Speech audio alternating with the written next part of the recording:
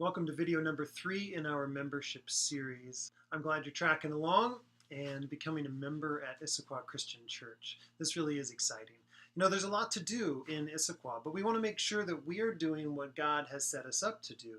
We looked in the last video that His activity leads to our identity. Because of what He has done, we find out who we are, and only then do we know what to do. And so we're always working through that paradigm to make sure that we are on mission, but in a way that shows the gospel is at work in our lives as well. So we want to encourage that. You know, sometimes we swing between two extremes, community and mission. And I want to show you a video about that. I've noticed that a lot of Christians are like a pendulum, swinging between mission and community. They want to be together and love one another, but they also know that they're supposed to be a sent people who share the gospel of Jesus with those who don't yet know Him. The problem is that if you try to get community without mission, you actually get codependency, a group of people who just need each other and need to be needed.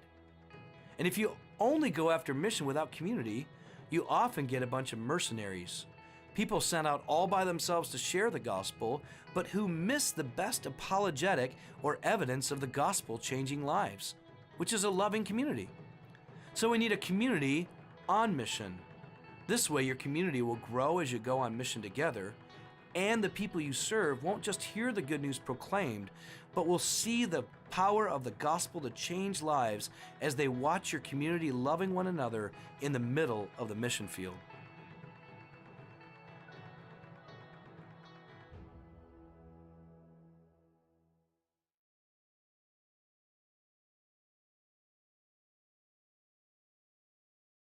It's so essential that we become gospel witnesses in our community, that we need to marry community and mission, life on life, life in community, life on mission, life with God in the context of our local environment. And we're excited that you want to participate with that. And I know you'll have lots of questions, and so you'll need to bring those to the class. What would it look like if we lived this way in the everyday stuff of life? Because after all, that's what we're doing. We're making apprentices in the everyday stuff of life. We don't want our ministry to tell a lie about the gospel. So we need our gospel framework to tell us how to do ministry. Now we're looking at the vision culture of Issaquah Christian Church. At the foundation of this pyramid, we see core beliefs, foundational beliefs that we would be willing to die for. You've already reviewed those on the website. So if you look at that target, we've got core beliefs that we would die for. And then there's other beliefs on that outside ring, moving outward, that we'll defend. We believe we have good biblical support for them. And then there's other ones that we'll discuss, but we're not going to divide over these things. Those aren't issues that we're going to break up a church about. That's not the point. The next level is the values, who we're becoming. We're becoming a family of missional servants. And we look to Acts chapter 2 to see the development of a church. Items 1 and 2 are added growth, those who are being saved, because the reality is, if people aren't being added to your church, people aren't being saved, then those other wonderful things that we love to do as a church just don't happen because the church dies. It has to continue to grow, and that's where that missionary mindset is so important. With the next layer, purpose. This is a foundation that does not change with time. The purpose has been told. Matthew 22 says, love the Lord your God with all your heart, soul, mind, and strength, and love your neighbor as yourself. This twin love of God and neighbor must fully work itself into our existence as a church. The next layer is mission. What do we do? As we've said, we're making apprentices of Jesus in the everyday stuff of life. That's from our great commission of making disciples, teaching them to obey everything that I've commanded you, training them to learn how to say yes to Jesus in the everyday stuff of life.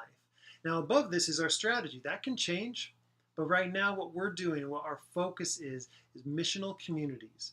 Within that, a DNA group, discover, nurture, and act, forming the core engine of that missional community, a discipled people who are visible and vulnerable to each other, doing that life-on-life work in triplets, 3 men, 3 women who are also part of this missional community that is leading out and looking for opportunities to express the gospel in word and deed in the places around them. We're developing leaders to that end as well. So the goals, where are we going? What are we trying to do? Well, we want to see a gospel witness, a community of gospel-oriented people on mission in every environment where we live, work, learn, or play. Can't wait to see every community, every business, every neighborhood have a gospel witness that can show them what Jesus is like, and to announce that Jesus is King and that his kingdom has its work in us as well as through us.